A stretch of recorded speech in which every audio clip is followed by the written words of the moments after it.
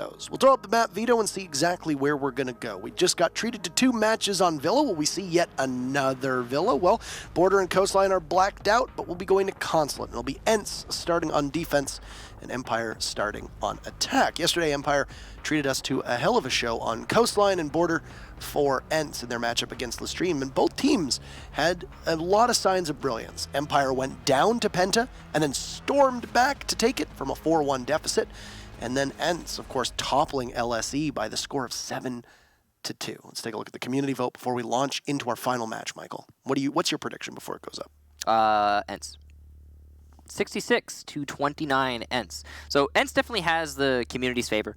Again, you know, if you're a newer viewer, I understand if you maybe don't know ENCE's name very well, but if you've been watching for more than 3 seasons, I think there's a lot of love out there for ENCE as a team. So not terribly surprised by that.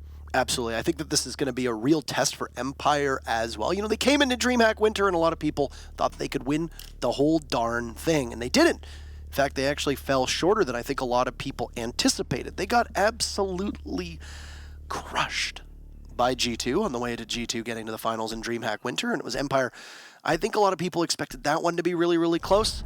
Didn't work out that way. So we'll see what they're able to do against ENCE, who came off a very hot match yesterday, and I think surprised a lot of people, especially with the way that they think that Lestream has a pretty high ceiling on this team.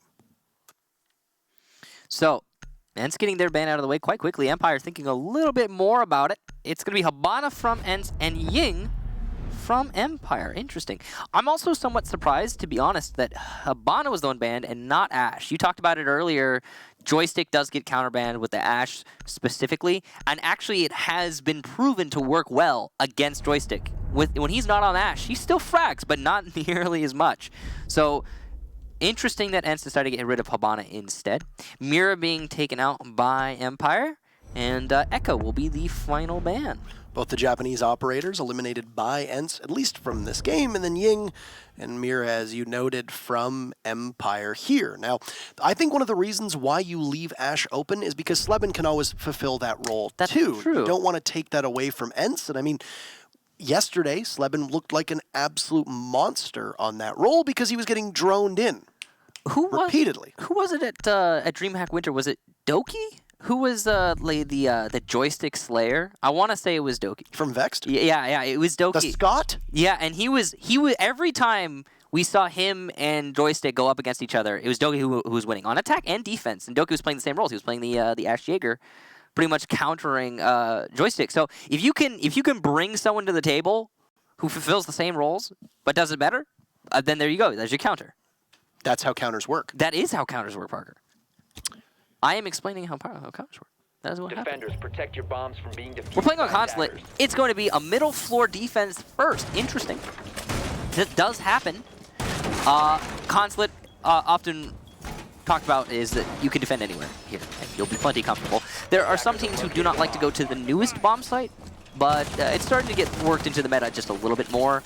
However, slowly, I still don't think it's considered to be one of those viable bomb sites, and that's of course over here by where Scyther's drone is, in the Visa, and then right above, or actually no, right below. But you have to play above. You have to defend it from above.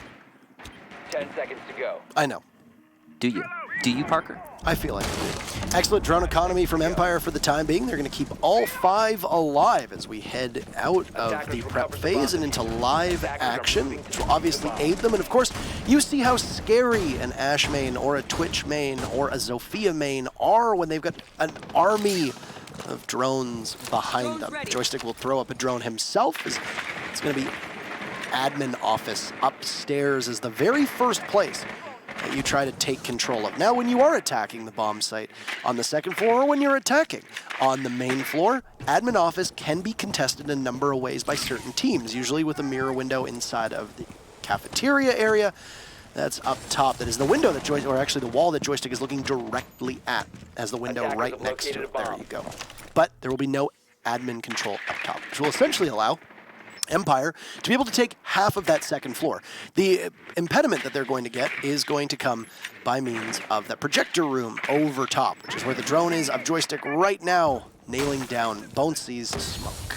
And Bonesy's going to start with the gas canisters. That's pretty early to start popping those. Only a minute gone in the round, so That's great efficiency from Empire to trigger those already. And that's the second one already. That is just weirdly inefficient for Boonsy. And he's also eaten some damage, so it's not looking good. I don't know what Joystick was just intending to do with that breaching round. I thought it was trying to take the castle barricade on the double door, but it looks like it missed because the barricade is still there.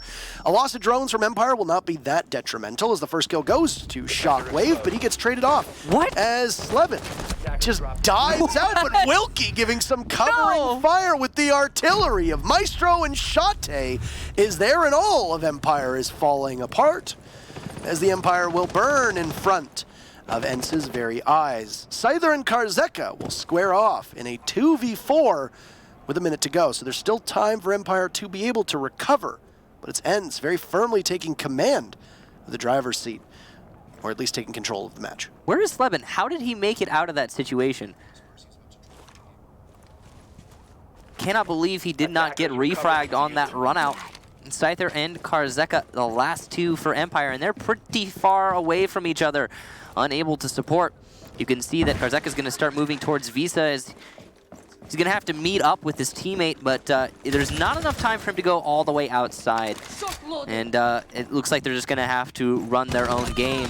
Scyther just blind peeking as he doesn't have any drones, seems to support himself. Shate's going to get a goo mine kill onto Karzeka. The DMR does not fail Scyther though, and he's able to get one, but not two. Slevin, who previously was all the way outside, coming back into the building and getting the final kill. An excellent round for the newest player on ENCE. He had some great assists and good support there as well. You saw that after he took the gamble to jump out the window, it was Wilkie, who was basically his guardian angel as he got pushed, which allowed Slevin to be able to get back into the building.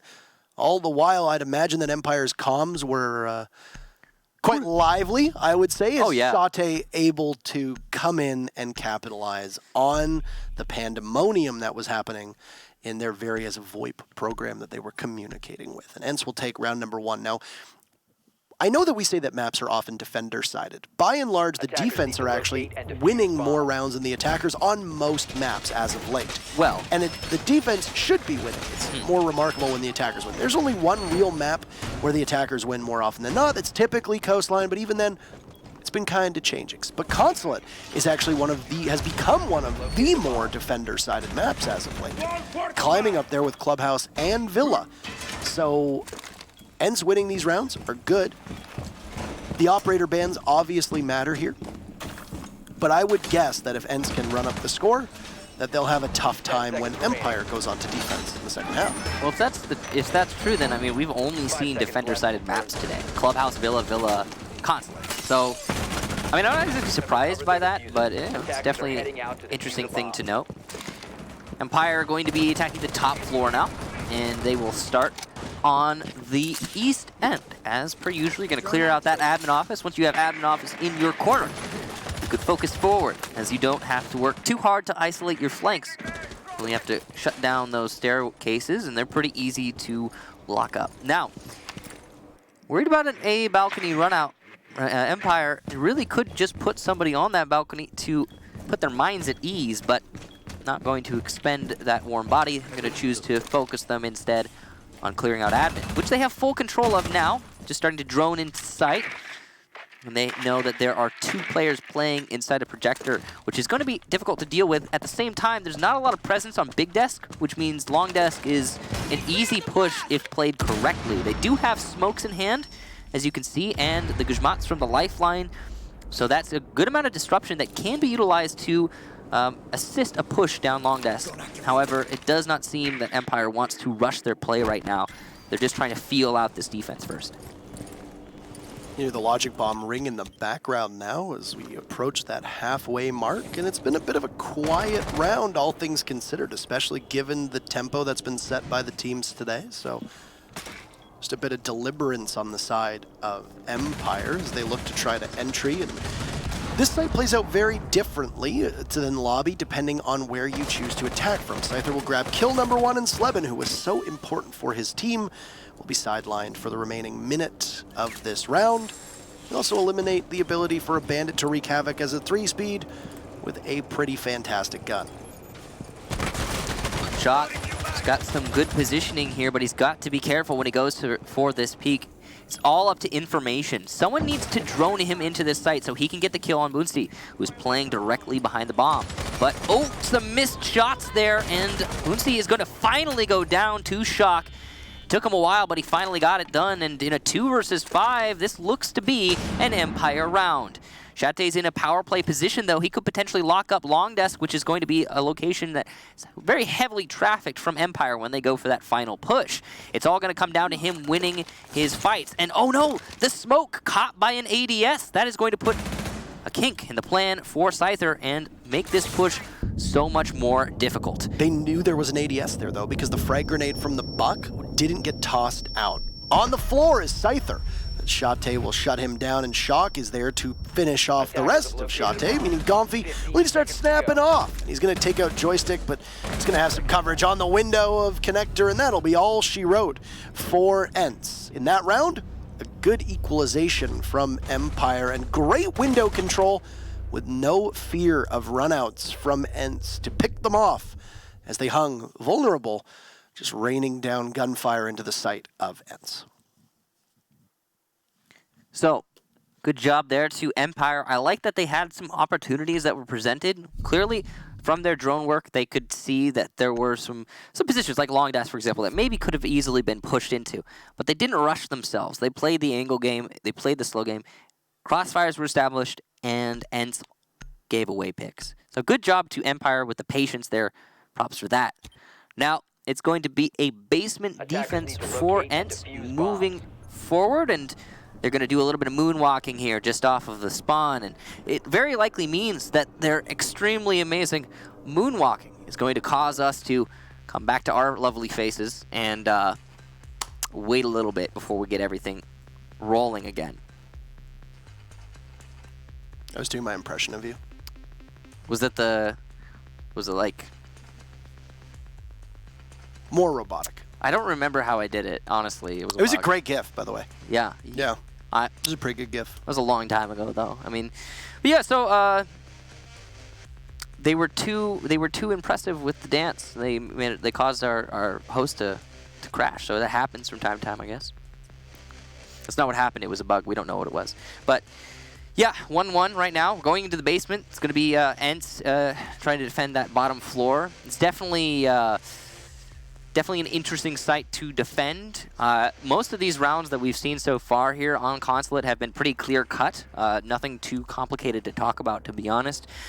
The way that Empire went to attack the top floor just now was pretty much the same way they attacked the middle floor. The difference was, of course, that ENCE didn't have anywhere to fall back to because the bomb site was upstairs instead of downstairs. So, yeah, there hasn't been a whole lot of deviation. I mean, the first round, a lot of what really gave ENCE the ability to bust that round wide open was the run out from Sleben and then the covering fire to try and get him back into the building. And Empire could not rotate to the spots they needed to, and I don't think they were anticipating essentially the tank commander himself, man in the big guns, and just absolutely shredding all of the members of Empire as they tried to get close to Sleben and his position revealed, but still Empire couldn't recover from that. This round, I think the second round went a lot more according to plan. There was no pressure onto those windows, as I said. You allowed a Buck to play upside down the smoke inside of the site, could not get anything, didn't even seem to expend a toxic canister to maybe try and mask his position or get some cover, etc. It was just... Yeah, last time he was way too quick to use the toxic canisters. Second round, he didn't use any of them. But I don't think that's really his fault necessarily. I think the main problem was that it was the A balcony pressure went uncountered. There are a number of ways that you can get someone who's on that A balcony, especially if they're upside down rappel. If they're upside down rappel, I mean, you can run out from the piano window and get them pretty easily. You can run out from the front door, but I wouldn't advise it. You can run out from the bottom of Visa stairs. I mean, there's a lot of options to deal with that player on the A balcony, and I think the real problem is that Shock was so patient. He didn't jump the gun with any of his shots. He didn't give away his position, and thus ENCE was not given enough time to act against him. But overall, it mostly comes down to the established crossfires from Empire, again, and the patience. They didn't rush any of their plays. They had opportunities, they didn't seize them because they knew that they had their game plan and they stuck to it. Right. Let's just take a second, though, to talk about something that's coming up after this matchup. No matter whether it's a draw, whether it's a win for ENCE, or whether it's a win for Empire, the APAC qualifiers for the last spot from their region for the 6th Invitational coming up in exactly a month's time, actually. February 11th is where the group stages begin, if my brain works correctly, and today happens to be January 11th.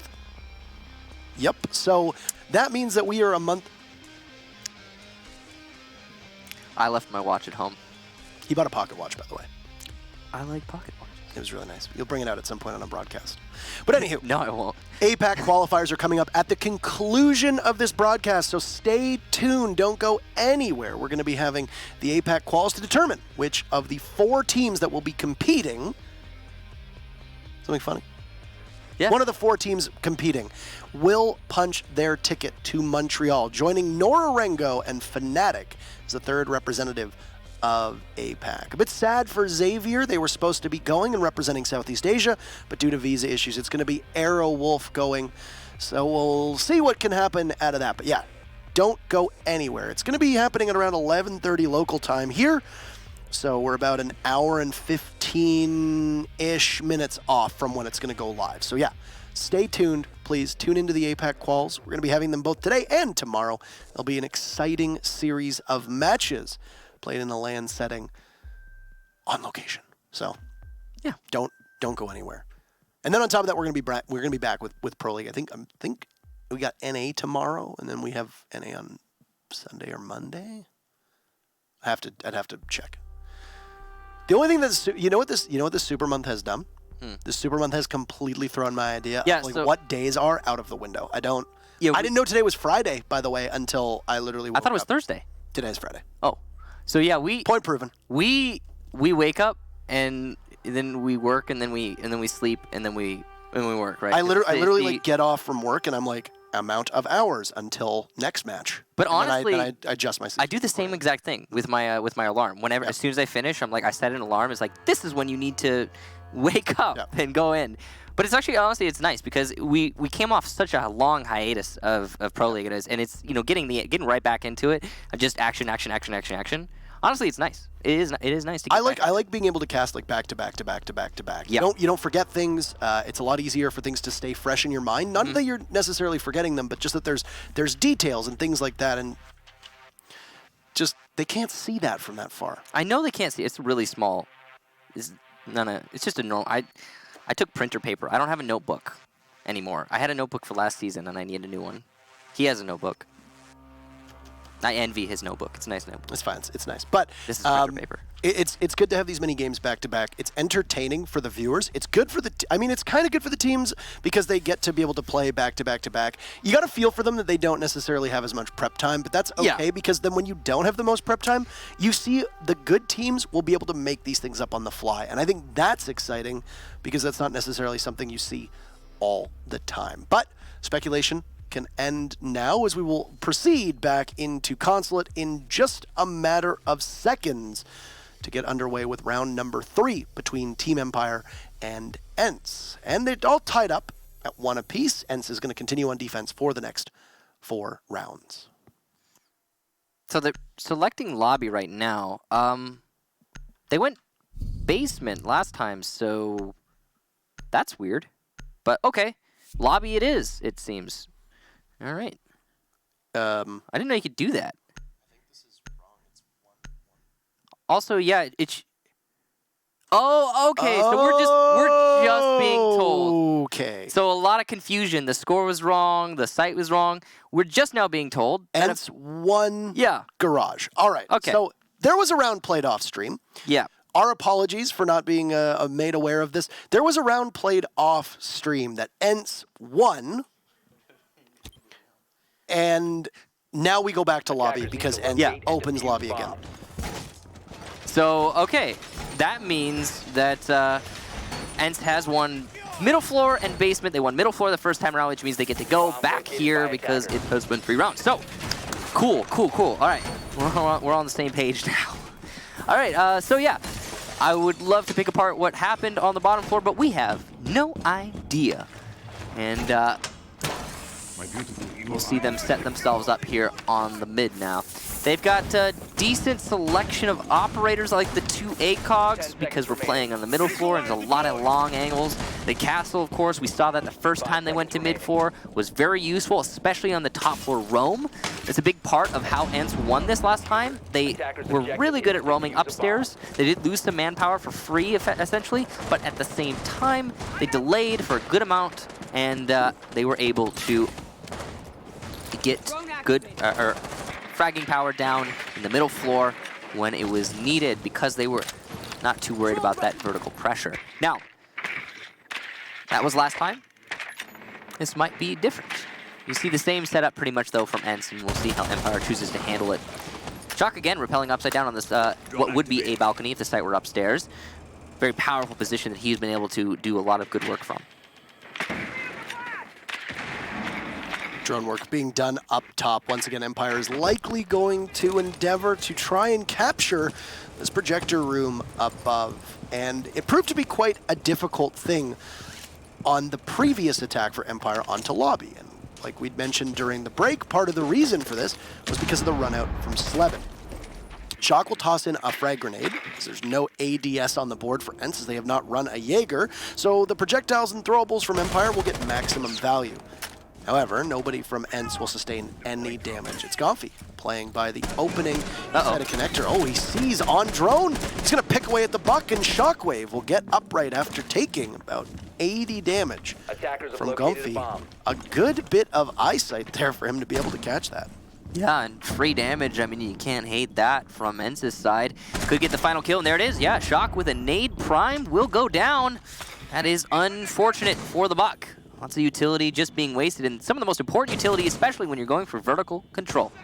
Joystick gonna hit some shots, but miss some others, and because of that, Bonesy will stay alive, coming out of connector. But his teammate, Gomfi, taken down by Karzeka, who was not expecting any pressure from the projector balcony.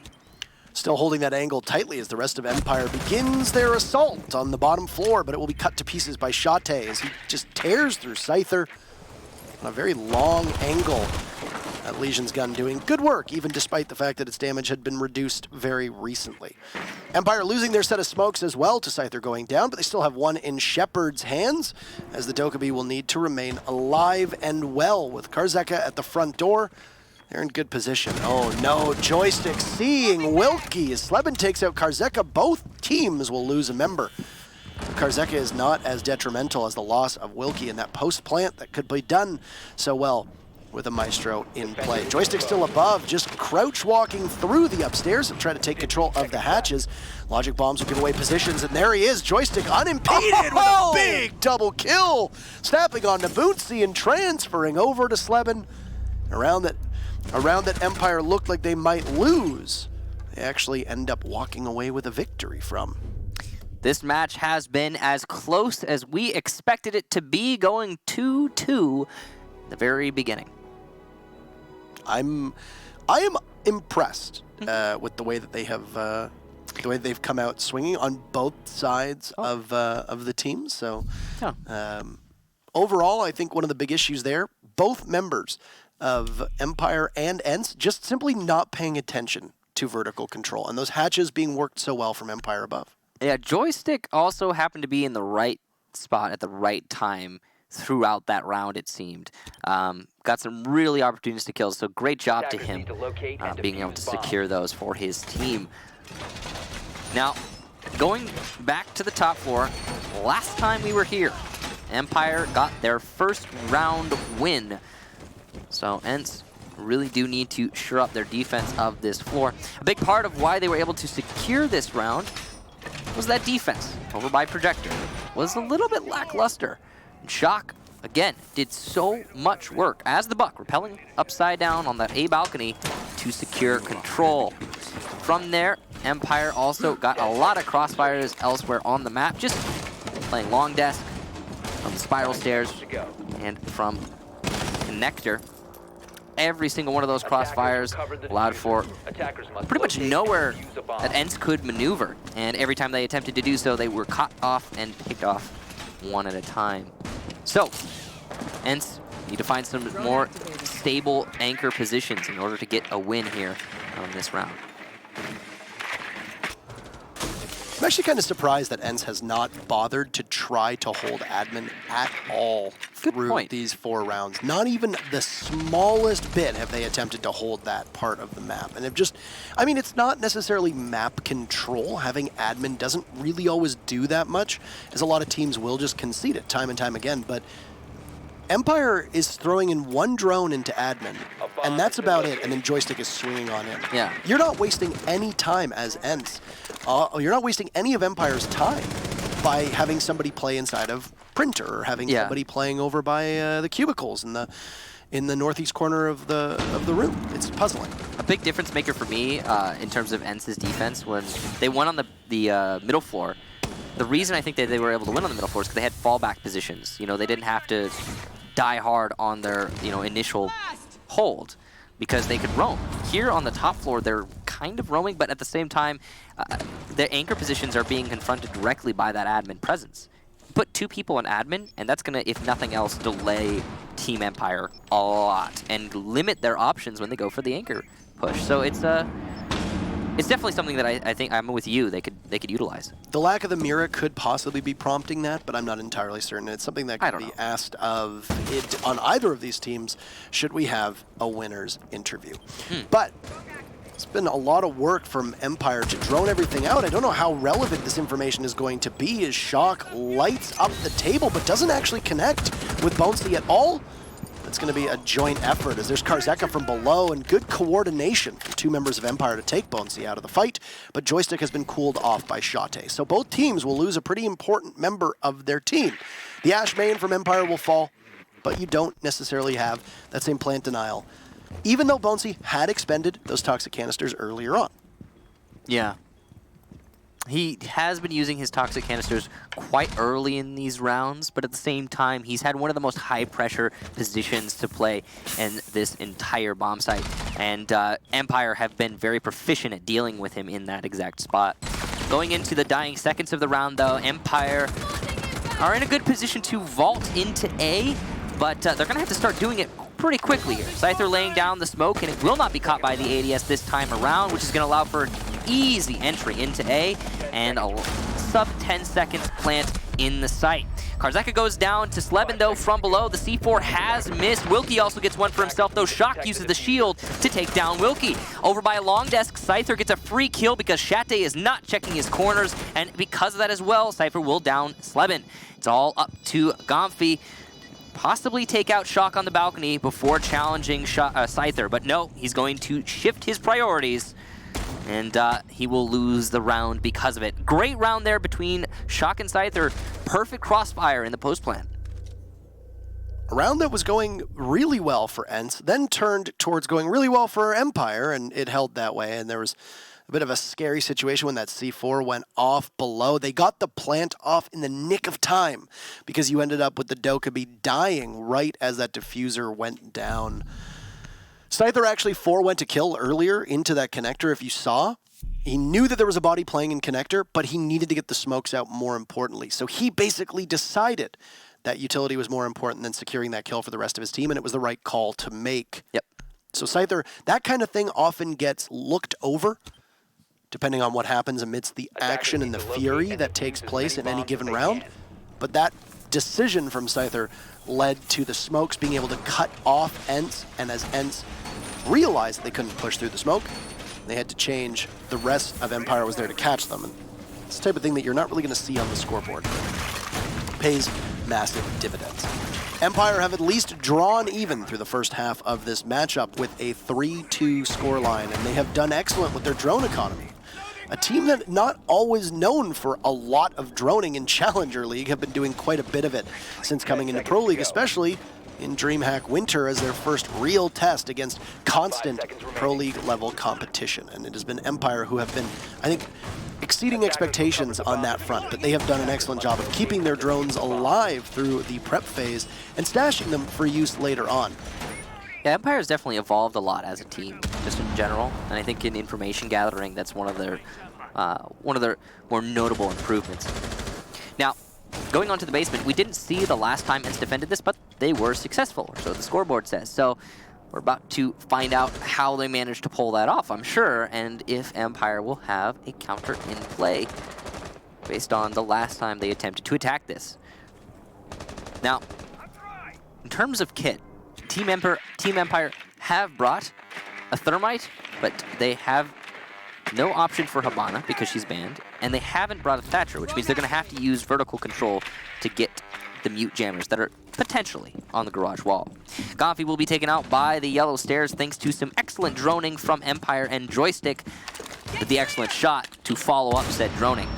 He's going to open up a rotation cutoff for the Visa stairs. Very wise to cut that off and allow his team some peace of mind when they're pushing towards Piano.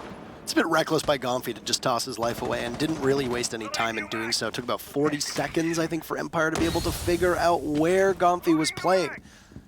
And it clears up yellow stairs as well to a certain extent. So that's a big win for Joystick, who's just going to be perched over top of Visa stairs, just watching to see if somebody's going to push up. This could be a coordinated effort, actually. If you don't need the Ashe for any particular entry or roam hunt, then she is probably the best operator to be on flank watch. The reason being, of course, she's 3-speed. She gets right back into the action like that. I mean, you don't really need to think too much about it. If it's a flank watch near your actual push, then maybe somebody else. But if it's a flank watch on the far end of the map, yeah, pick a 3-speed. Makes sense. Vertical control is established here for Team Empire, and they've managed to get themselves another kill. This one onto Slevin, who is roaming in the bathroom. And because that vertical control is established, the mute jammers are taken out, and Thermite is opened up garage wall. This is where things get particularly hairy for ENCE, given the fact that they have a massive disadvantage in numbers in a 3v5, but Shate is in no position to rest easy. He's going to have what little cover sits above him destroyed by the buck of Shockwave, and Karzeka will finish off Bonesy, leaving just Shate and Wilkie inside of sight, trying to stop Empire as best as they can. But Karzeka's had a very impressive round, and he knows the position, but he can't capitalize onto Shate. He'll pull out the pistol instead and look to see if the Maestro will emerge. He's going to continuously take some damage as Karzeka gets ever closer, but every time he does take damage, it'll be given away. Diffuser goes down, and Shate will get one kill, but largely impactless, as Hatch Control is sitting in the hands of Empire from above. You've still got Joystick on this flank watch, but they're not going to need him, as it was Shockwave and Karzeka being able to lock this out in an impressive round from Empire and an impressive set, as they'll take the attacking side 4-2, and Diffuser down both rounds 5 and 6. We're on season 9. That is correct. And ENCE won season 6. It feels like yesterday, but it was so long ago. That was in Sao Paulo. Yeah. That's such a long time ago. Empire doing a great job here. I really have to commend their teamwork. It has been tremendous. Every single thing that they're trying to accomplish is done quite succinctly. I really do like the way that they're accounting for everything. A lot of teams will overlook things like watching the Visa stairs flank. And, you know, you could make the argument that, well, Joystick didn't need to do anything from that flank watch. He did not need to get any kills. But at the same time, it just shows a thorough team. And I love to see that. I do like to see that. It means they're showing respect to ENCE, and they're accounting for everything they know could potentially happen. And yeah, it's nice. I like to see it. I also appreciate how efficiently they took control of the top floor and then took control of Piano. They didn't do it in one fell swoop, as some teams often will. They decided to do it in a step-by-step process, and they didn't lose control of anything that they gained control of later in the round. Good job to Empire, and that's what allowed them to isolate the site so efficiently and deny any potential Hail Marys from ENCE. Also like this setup. This is interesting. We've seen a couple teams do this with Evil Eyes before, especially in Oregon in the laundry room basement downstairs. Usually where you'll see a Mira, a team will shoot out the top of the laundry room closet, and they'll put a Evil Eye cam up there, which will give you a pretty good viewpoint all the way in. I've seen similar things on Coastline as well. Haven't really seen that much of it with Consulate, so it's nice to actually have it emerge just as another site where you have tons of opportunities. And Maestro does tend to get banned quite a bit, especially against certain teams, so not really always able to see the best that teams can do with him. So Gomfy now on Ash, not Sleben. It's going to be Sleben taking the role of Thatcher, so fragging potential with that L85 as Empire will get paralyzed for about 5 seconds as those Dokkaebi calls will ring out and everybody will have to stop to turn off their phones. Look at that. Gomfy just peeks over the hatch and there's Joystick from below. Shepard opening up the drop, allowing Joystick to drop down and now head over towards the Visa side of things. It was good coordination with Karzeka down below, also calling it. Oh, a beautiful peek from Joystick, and Wilkie gets sent back to the Shadow Realm as that Jaeger is just going to continuously rotate. It'll be very difficult for ENCE to be able to pin him down. Wilkie is from the Shadow Realm? I banished him to the Shadow Realm. Have you not heard that turn of phrase? I didn't know that it was specific to Wilkie, but I now do. It's not specific to Wilkie, it's just a good reference. Oh, okay. I don't know the reference part. That's the point I'm trying to make. I'm ignorant to your reference. Okay, so Gomfy on low HP, and Joystick also having taken quite a lot of damage. But at the same time, Empire have put so much pressure on ENCE that while they have the control that they've been seeking, it feels like they've been through no man's land to get it and lost quite a lot of their power in the process. They're continuing to lose that power. Every time they take an inch, it costs them. Sleben opening up, using his breaching charge above the bomb site, but he takes damage as a result. Amazing how little has been accomplished by ENCE in regards to this round. They're finally getting open those garage panels, but some teams will wait until the bitter end in order to do so. Shate engaging with Shockwave as Karzeka takes off Gomfy. Both teams will lose one, take the mute out of the equation. And finally, ENCE can begin their assault onto these two open garage panels. Toxic Gas will await Bonesi to see if he can push in, with Karzeka still having a Nitro Cell in hand, but he's got pressure from above. The Nitro Cell will miss. He's got push it up from Sleben. Karzeka will fall, but Sleben gets taken down as well, finished off by Scyther's Evil Eye. Shepard takes out Shate, and Bonesi will have to abandon the plant. It cannot get back on it. Frustration from the Thermite as Empire will just hide their remaining members, knowing that time is ever on the side of the defense in those circumstances, and it'll be yet another round going in favor of Empire in the first of their defensive stint. Empire look in commanding form right now. Honestly, ENCE just are not comparing. I mean, a lot of these fights that you would imagine should go the way of ENCE are actually going the way of Empire, and that is, it's right. It actually reminds me a little bit of the secret G2 match that we were watching earlier today. G2 were losing a lot of fights that they really just should not have been losing, and it's not because necessarily they were getting outplayed. It's more just missing shots, bad mistakes.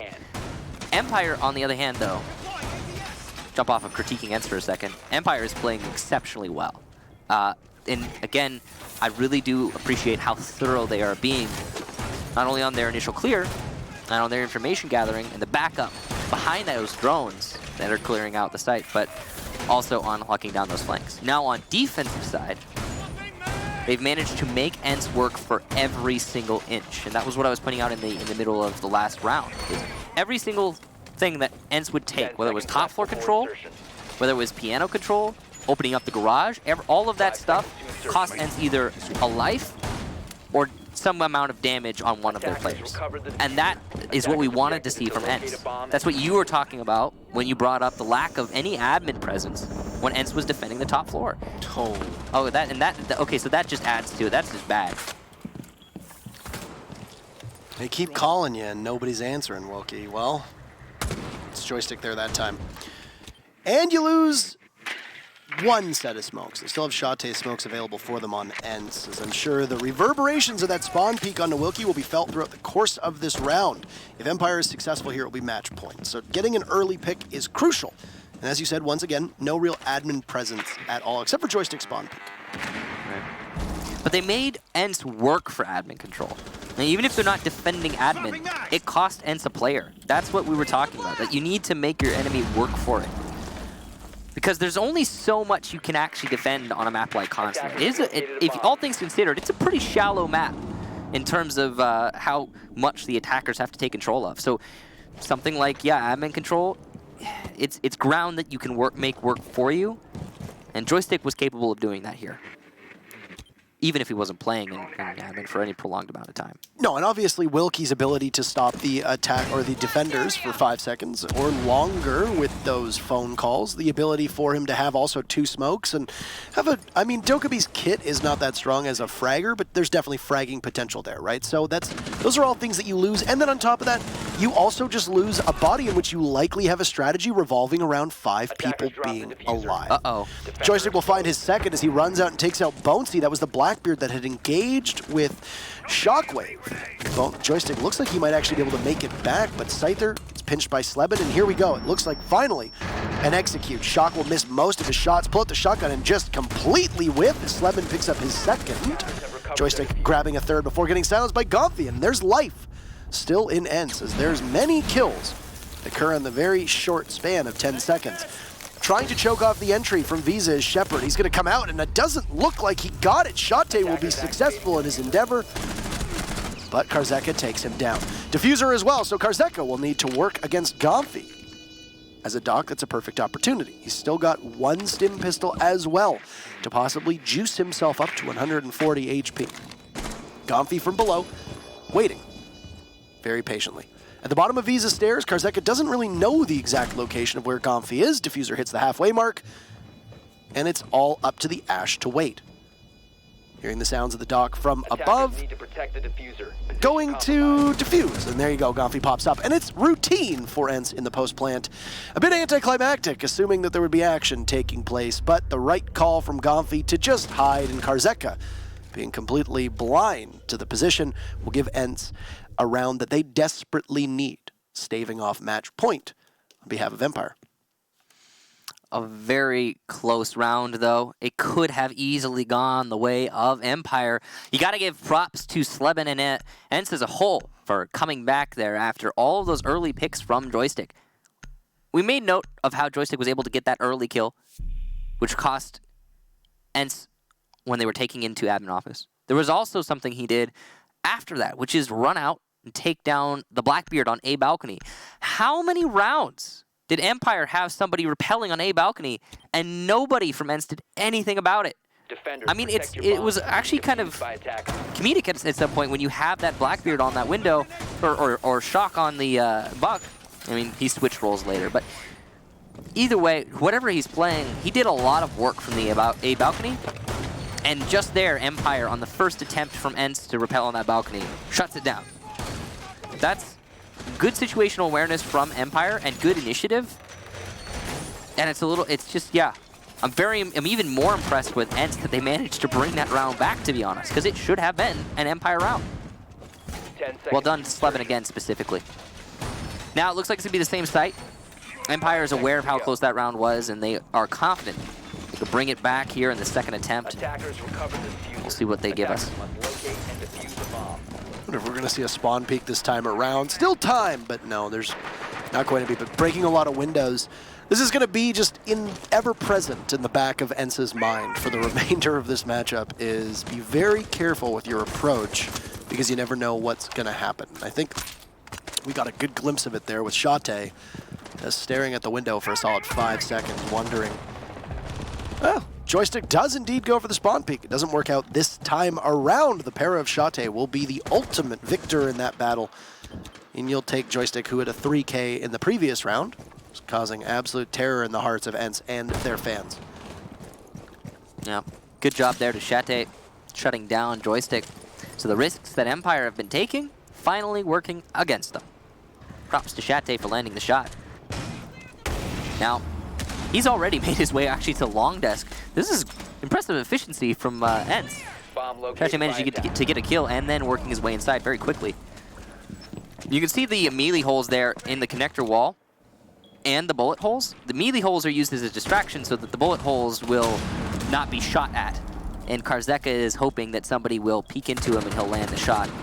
Knowing Karzeka, it's like... It's a good call here by Shepard just to watch the balcony over by the bomb site. A, knowing that there's going to likely be somebody on rappel there. A perfect place for Bonesy's Blackbeard to hang. He's upside down. so he's not really in a position where he's vulnerable to the smoke. Now that he's touched down, this could be a good opportunity, but Shepard will miss his shots as Bonesy breathes in some of the toxic bait. Oh no! Shate got finished off just a couple seconds earlier, but Gomfi will find Shock. So ENCE will regain a numbers advantage that they had for most of the first part of this round. Now, with Wilkie still alive, perfect time for those logic bombs to go off and keep everybody in place.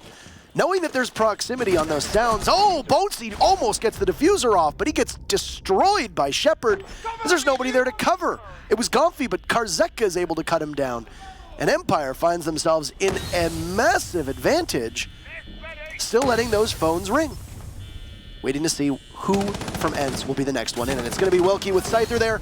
And, oh my goodness, we'll go to match point with Shepard grabbing Sleben, and ENCE picked the wrong door to enter through. Good holdout there from Empire. ENCE actually looked in better form going into that round, but they could not make it work in the end. Now, the smoke use there was, I think, the biggest difference make, because the shotgun blast actually downed the planter that time around. In the previous attempt, it didn't. I'm pretty sure, by the way, the reason that it didn't is that little desk that the attacker was planting next to. And this time, the little desk was there as well. Just got a little bit more lucky with the pellets. I think it might be prudent for Team Empire next time to defend that top floor to shoot the desk in advance. But we'll see. We'll see what they decide to do. They might not actually make it back to the top floor, all things considered. In fact, I don't think they can. But, oh no, they can. But it's unlikely, considering how Empire has been playing. They might lock it out right here and now, seeing as how they're on match point, going down to the basement, a site that they are very comfortable on. The first bomb site they defended when they went to the second half, and they were successful here. The match on the line to see if Europe will continue to have yet another. Oh. 10 seconds left. What? Nothing? Nothing at all. Wow. Wow, Parker. I didn't see it until you brought it up. I didn't say anything. Okay, I kind of did, but whatever. I didn't say anything. It just looked like it looks like a very weirdly placed rotational. That's what I was commenting on, Michael. I wouldn't have. It looks like a. Yeah. Well, it's the same rotational that they opened up last time. I know. Parker. I know. It was good. It just it didn't look like they were going to be able to get it this time. So good for them. But yeah, anyway, they got it. They did it. They did it. They did it. They definitely did it. Anyway. Going down onto Garage, there's still opportunity for spawn peaks here. ENCE is still going to be slow to approach the building, and you can see every single member of the team is hugging cover as best as they can and watching all of the windows. Admin control is not as important, obviously, for the defense when they're defending into the basement. Empire does have bodies on that second floor, and Consulate does tend to be one of a small number of sites where you're likely going to have presence on every single floor. Gomfi's entry will be very short. He has 40 seconds into this match, 50 seconds. But a great C4 from Karzeka will eliminate Gomfi from play. That could have been a pre-placed. I think it was, considering it was an Ash and Gomfi looked to be moving. You could tell that he was moving probably in a sprint because his body flew so far from the initial explosion. Probably had that extra momentum. But yeah, a little bit of a oversight there from Gomfi. You can't really blame him for not drawing out below necessarily. I think it more falls to Karzeka's excellent placement of the C4. Now, with that advantage established, Empire are poised to take this match right now, and Joystick's going to extend the advantage by taking out Sleben. That right there, that is inefficient droning from ENCE. They did not check behind CEO desk, and all Joystick needed to do was wait for the opportunity and seize it, and he did just that. So now ENCE find themselves in a corner on match point. It's not good. And that's also two of the main fraggers from ENCE down, which is even worse, right? They will have a counter punch there as Joystick, who was roaming, gets caught by Wilkie downstairs, not too far off site. He's assisted by the logic bomb. Is there still one left at Wilkie's disposal for whenever he needs, is to be able to try to not just give away the location of the defenders, but also freeze them for a moment or two. ENCE will go back onto drones as they still try to figure out where exactly Empire is. Now, I don't think those 2 kills onto ENCE came at the right time, and because of this, they didn't really know exactly where Empire's location was. 2 bodies inside of the office. will be met with a logic bomb. Shock pivots and he sees the thermite. This is a beautiful round for Empire as Karzeka gets in on the fun. And Shate will need to get the rest, but there's Karzeka. Excellent play. A huge round from the Pulse. It just makes it absolutely routine. Empire will join Chaos as the only team to still be undefeated in EU Pro League. And they do so quite easily, actually, over ENCE. That was not as close, I think, as either you nor I thought it was going to be. Yeah, I thought we were going to go all the way to the draw, to be honest with you. I mean, at this point, the way that round, or that match rather, played out, it seems as though Empire might be ENCE's kryptonite, because it just is a different ENCE that we're seeing playing here. They have moments, like spontaneous explosions of absolutely insane skill on the ENCE side, stuff we're used to seeing from them. Round recoveries, like their attack onto the top floor, the one attack that they managed to win, the second round in, where they really should have lost, but they managed to bring it back out of seemingly nothing, thanks to Slebin and his excellent gunplay. But there are, I think on the routine side of things, Empire is clearly just outplaying ENCE. I mean, the stats don't lie, but it just, that's the way it feels. It feels like ENCE is really struggling to get their feet on the ground and start throwing those punches that we're used to seeing them throw. The one thing with Empire that obviously is so confusing and perplexing to a lot of teams is trying to track Karzeka, trying to track, you know, Shockwave, trying to track Joystick. Just the movement patterns that these players have are so unpredictable. We saw it from Joystick as well. He spent half of the match crouch walking across the second floor, and literally drops through the hatch and picks up a two kills right in that fast of an order to win the round for his team, and he basically came out of nowhere with nobody expecting that to happen. You got to give credit where credit is due. There are a couple entry fraggers who always seem to have their team enable them to find the quickest way in towards the site, or in towards a roamer, or in towards a possible encounter with somebody on the defense or on the attacking side, depending on which way they're coming from. Joystick is definitely one of those, and Karzeka is always there as the 1-2 punch. Yeah, Karzeka and Joystick have excellent coordination, but I believe you have someone to talk to, Parker. Speaking of Karzeka, we'll bring him up on the screen for you, and we'll interview Empire and congratulate them on their victory. Hello. How are you doing? Congratulations, first and foremost. I'm sure you had a fun match there. Your first takeaway, you come in, you're brand new to Pro League. You've now played 2 Pro League matches under your belt. You're one of 2 teams that are still undefeated. What was the preparation work coming into this matchup, I would say, these last 2 days, because you haven't had a lot of time to prepare? I asked the same question to everybody. How did you get ready for your match against ENCE, given that you only had 24 hours after your first match against Penta?